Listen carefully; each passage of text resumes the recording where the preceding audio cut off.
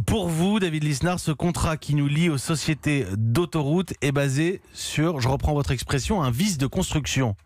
Oui, on est même, je crois, bien au-delà de ça, sur un scandale d'État. Moi, c'est parti, en tant que maire, d'une problématique de bretelle, de réalisation d'une bretelle d'autoroute, qu'il faut faire, à la fois pour mieux irriguer l'autoroute. Il y a un problème de desserte dans le sens ouest-est, et emmener des gens, des automobilistes dont nous sommes, qui payent pour faire 15 km 3 €, hein, je le rappelle au passage, donc à l'échangeur d'Antibes, et donc également pour aménager un quartier où on fait un campus universitaire. Au moment où une clé de répartition avait été négociée il y a longtemps, avant que je sois maire, et la réalisation de cette bretelle d'autoroute était portée à 75% par les contribuables locaux, départements et mairies. Bon, c'est déjà troublant. Et au moment de passer aux travaux, on confirme la convention en 2016 sur cette clé de répartition pour des montants de travaux de 9 millions d'euros. Au moment de passer aux travaux, on est à 16 millions d'euros.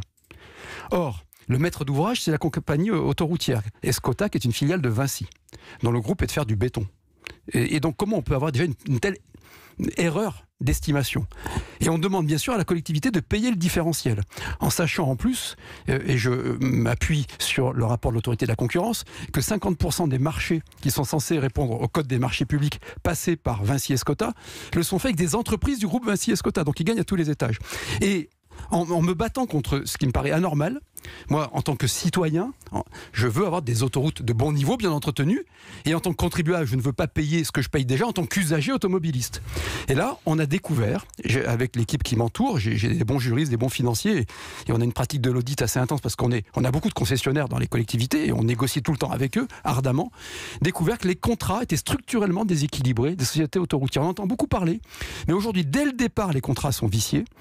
Tous les avenants, en fait, il y a eu un système au gré des années de légalisation d'une situation qui se fait en déséquilibre contractuel au détriment total des contribuables et des automobilistes. Et ça, c'est pas acceptable.